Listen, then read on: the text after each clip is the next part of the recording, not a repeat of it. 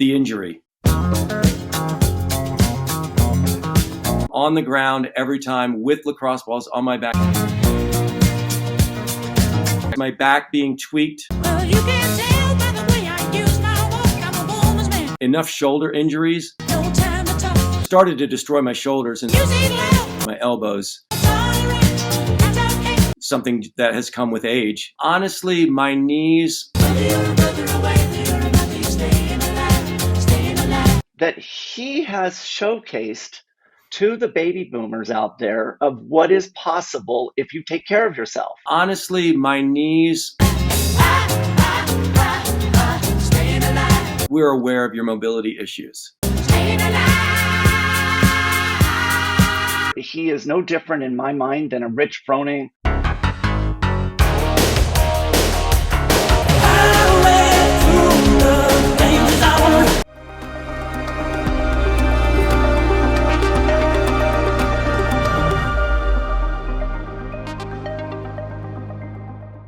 Yo! Lauren Khalil did an interview of Dave Hippensteel and Chris Hinshaw on the Morning Chalk of YouTube channel. I said in the first one that you should go check that thing out in its entirety so that you know that I'm not doing a disservice to the nature in which everything is being spoken about. As I think I do a pretty good job, I'd totally cut things out because I want to make it a little bit more compact due to the nature of the way that I like to present information while also doing my best to make sure that I don't convolute what they're actually saying. And there was a little bit of me that's like, Andrew, you're ripping off basically the entire interview that Lauren did. But then I went back and I thought, there's only one reason that this is being talked about in the first place, and that's this guy right here. So thank you, Lauren, for doing the interview with them, because they won't freaking talk to me, but it's kind of like I'm in the room anyway, just throwing my opinions out. Let's hear them. A lot of people who are probably watching this saw what happened. You ultimately pulled yourself out of the season, but let's start there with workout number 2 and kind of the thought process of that whole event. Well, I got through workout 1. That went really, really well. It doesn't matter. Yeah,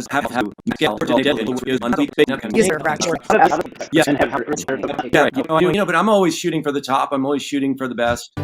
I'd waited 10 years to do pistols. I'd waited 10 years. But since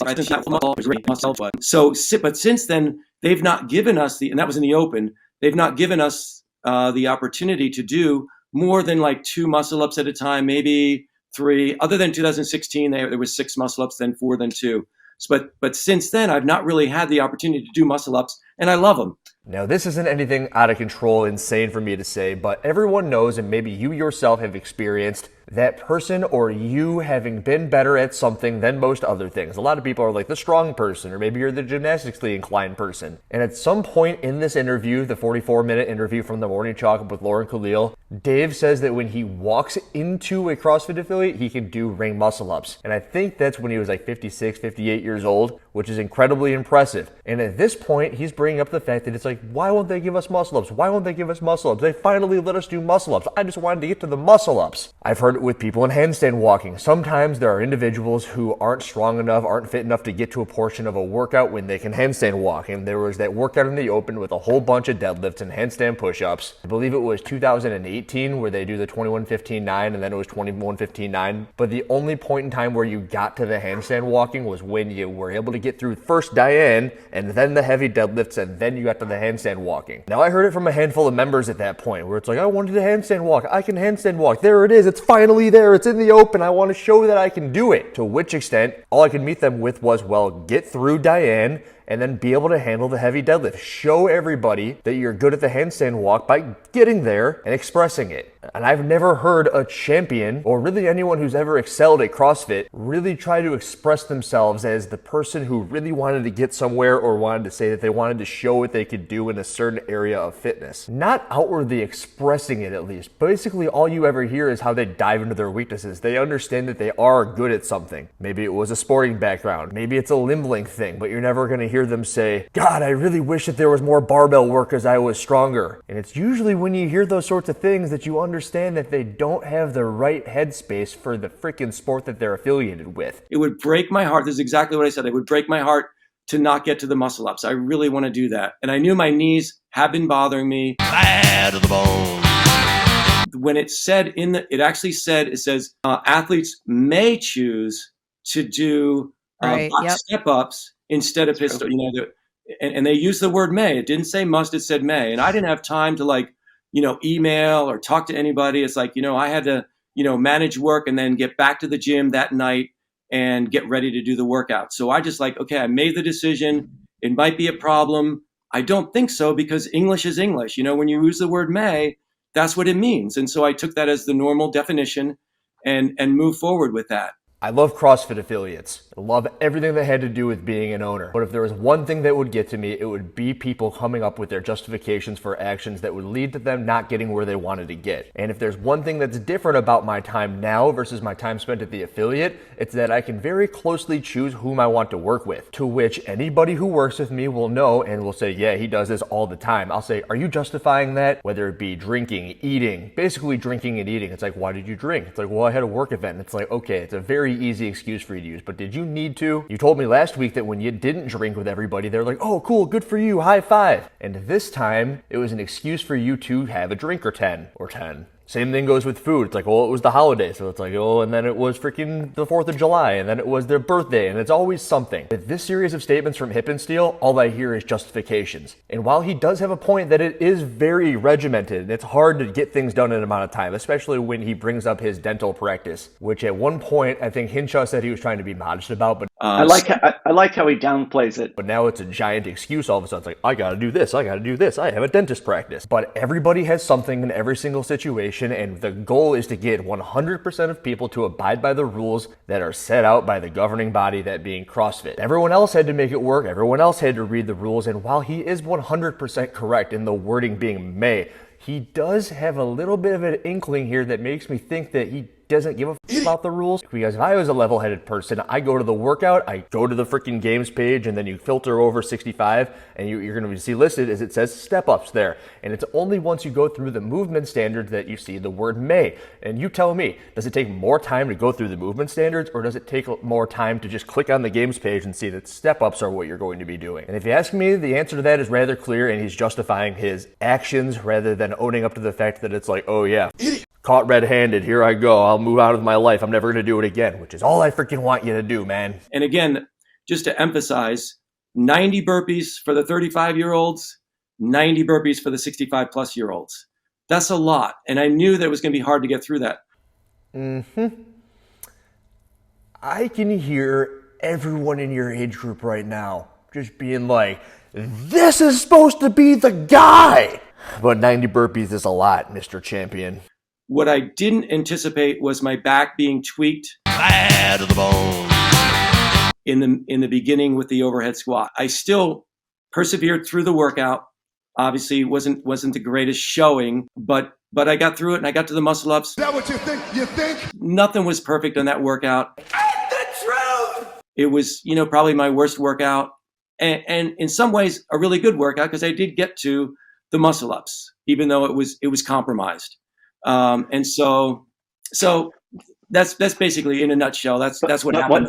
But what you did, Dave. Okay, I am a semi-professional race car driver, and you left out is when we talked about your strategy in that workout. is you don't listen to losers like your know-it-all teacher over here. Yes.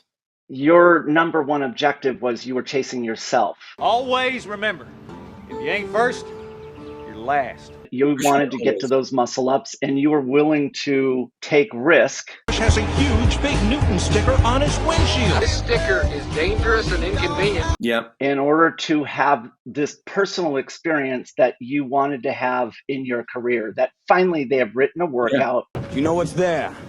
Waiting.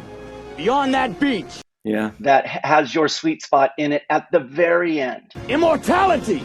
Take it. It's yours. That your approach in this workout is different than other athletes, like we just said. Is you don't listen to losers like your know-it-all teacher over here.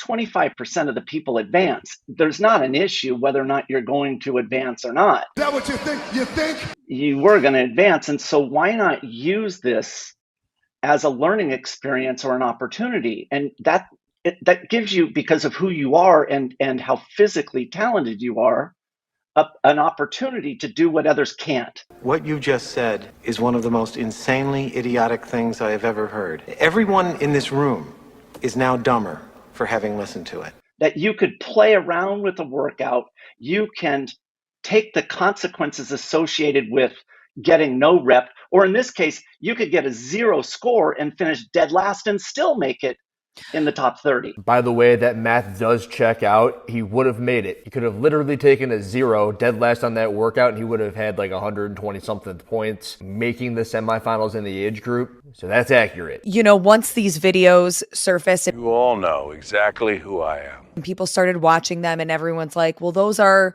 no reps. I mean, every athlete takes a calculated risk based on whatever their goal is. And I'm curious if your ultimate goal was to make it to the ring muscle ups, you knowingly were like, you know, maybe I'm going to get no rep on some of these, but I'm just going to go as fast as possible because my goal is just to get to the ring muscle ups. So I'm curious, like, what the thought process was. Yeah, I mean, and I think that's pretty accurate. But the part that I didn't anticipate was the situation with the back in the very beginning. Sure. And so that compromised me. And let's get through the workout. Let CrossFit decide what's a good rep, what's a not. You know, it's like, I'm going to do my best. Throw out every video that I've ever made in relation to anybody at any point in history. And this right here is the exact synopsis of everything that has been wrong with the sport of CrossFit. You're what, 4 or 5, 100-time champion in the age group category, the beacon of health and longevity in the sport of CrossFit. What you can do as a 66-year-old man. He says that he's going to do whatever the hell he wants as fast as he wants to do it, however he wants it to look, and then he's going to say, hey, CrossFit, you deal with it. And let's just say your name isn't David Hippensteel. Let's just say your name isn't looked at the leaderboard. Let's say that there's 300,000 people out there all doing whatever the hell they want just because they freaking want to. No one's holding them accountable. You got freaking Chris Hinshaw right here saying, okay, that's good. You tell me you can look at that video and say, well, this dude is so fit. He's so admirable for just how fit he is. It's like he has the capabilities that you just don't freaking get. Like, you know what? I don't get it. I still don't get it. I'm still 31 years old. But dude, I made that video about Danny Spiegel doing the muscle ups, right? And she's not locking them out, and there's a handful of them where it's like, so technically the workout should have ceased at that point. And that's the entire deal. The workout should have ceased when he was unable to do something. Doesn't get his elbows through on a single freaking power clean in that workout, and who knows what the other things looked like. This is just what it's all about right here, man. And you're just gonna sit over there like, I didn't do anything wrong. I'm David Hippensteel. Like, look at my name. Look at my freaking name. I'm David Hippensteel. Just let me go. I'm good. Like, could you imagine Matt Fraser saying any of this? Nope, you can't. Nope.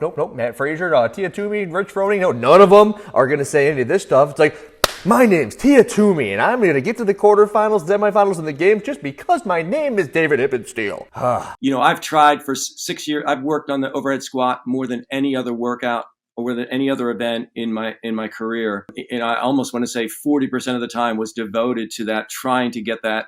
And eventually, you know, enough shoulder injuries trying to do it with a wide grip just started to destroy my shoulders. And so that's why I have to use the narrow grip, but I can't lock out. I could never lock out my elbows. And that's true for anything. And that's just something that has come with age, that I've never had to do that before. And so starting at such a late age, it's something that I've had to work through and just live with the reality. Like for example, handstand walks. I can't do a handstand walk with my elbows locked out. So it has to be muscled the whole time. All of this 100% resonates with me. Everything is way harder when you can't lock out the joint because you are using muscle the entire time.